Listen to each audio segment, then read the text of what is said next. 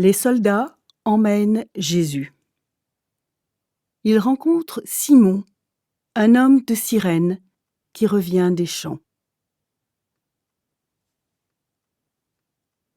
Ils l'obligent à mettre la croix sur son dos pour qu'il la porte derrière Jésus.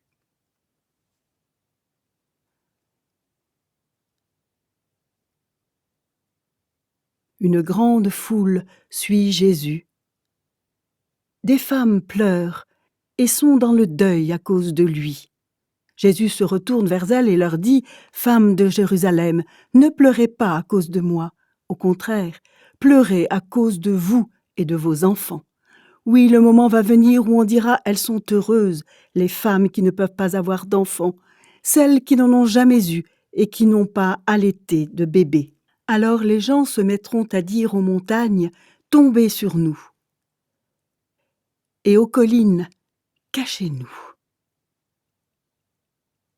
En effet, si on fait du mal à l'arbre vert, qu'est-ce qu'on fera donc à l'arbre mort?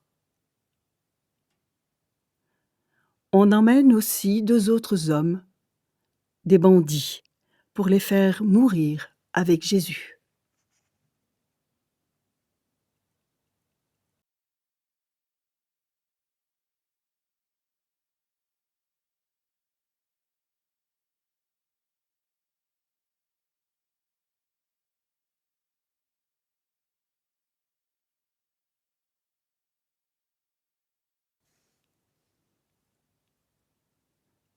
Ils arrivent à l'endroit appelé le crâne. Là, les soldats clouent Jésus sur une croix.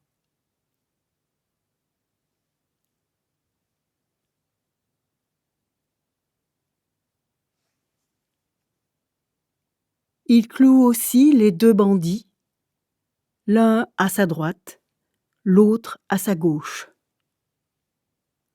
Jésus dit « Père, pardonne-leur, ils ne savent pas ce qu'ils font. »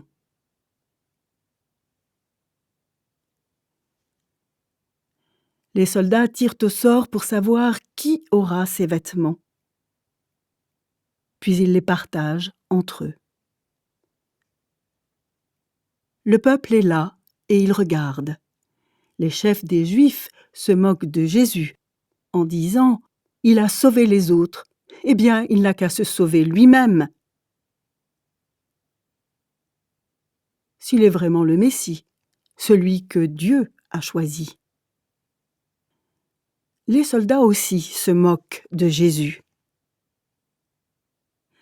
Ils s'approchent de lui et lui offrent du vinaigre.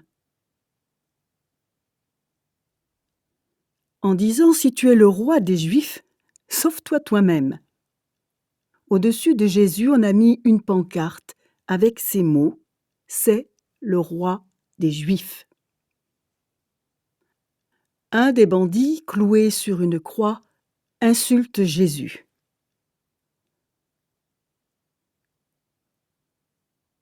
En disant « Tu dis que tu es le Messie, alors sauve-toi toi-même. Et sauve-nous aussi. » Mais le deuxième bandit fait des reproches au premier en lui disant « Tu es condamné à mort comme cet homme, et tu ne respectes même pas Dieu? Pour toi et moi, la punition est juste. Oui, nous l'avons bien mérité, mais lui, il n'a rien fait de mal. » Ensuite il dit à Jésus « Jésus, souviens-toi de moi quand tu viendras comme roi. » Jésus lui répond « Je te le dis, c'est la vérité. Aujourd'hui tu seras avec moi dans le paradis. »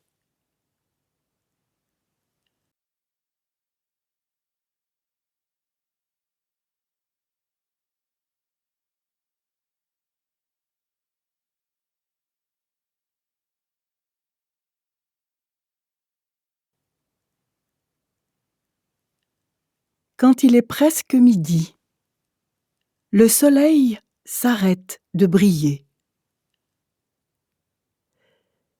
Dans tout le pays, il fait nuit jusqu'à 3 heures de l'après-midi. Le rideau qui est dans le temple se déchire au milieu en 2 morceaux. Jésus pousse un grand cri. Il dit « Père, je remets ma vie dans tes mains. » Et après qu'il a dit cela, il meurt. L'officier romain voit ce qui est arrivé et il dit « Gloire à Dieu, vraiment, cet homme était injuste. »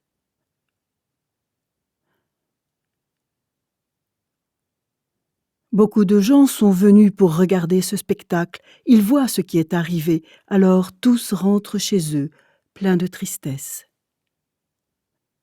Tous les amis de Jésus et les femmes qui l'ont accompagné depuis la Galilée se tiennent assez loin. Ils regardent ce qui se passe.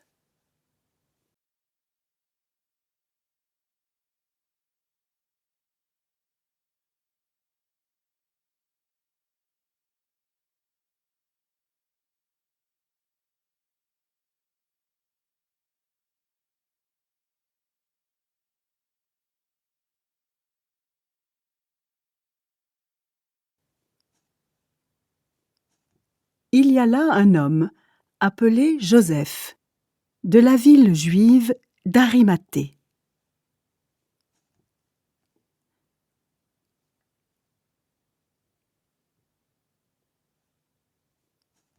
Il fait partie du tribunal religieux. C'est un homme bon et juste.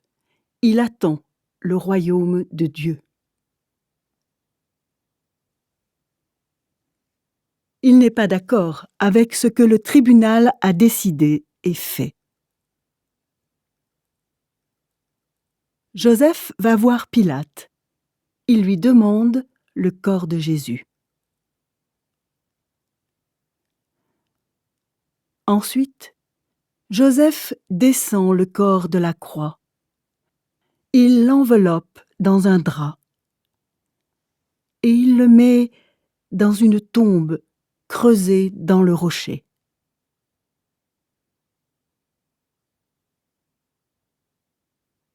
Dans cette tombe, on n'a encore enterré personne. C'est vendredi et le sabbat va commencer. Les femmes qui ont accompagné Jésus depuis la Galilée viennent avec Joseph. Elles voient la tombe. Elles regardent comment on place le corps de Jésus. Ensuite, elles rentrent chez elles. Elles préparent l'huile et les parfums pour son corps. Mais le jour du sabbat, elles ne travaillent pas. En effet, c'est interdit par la loi.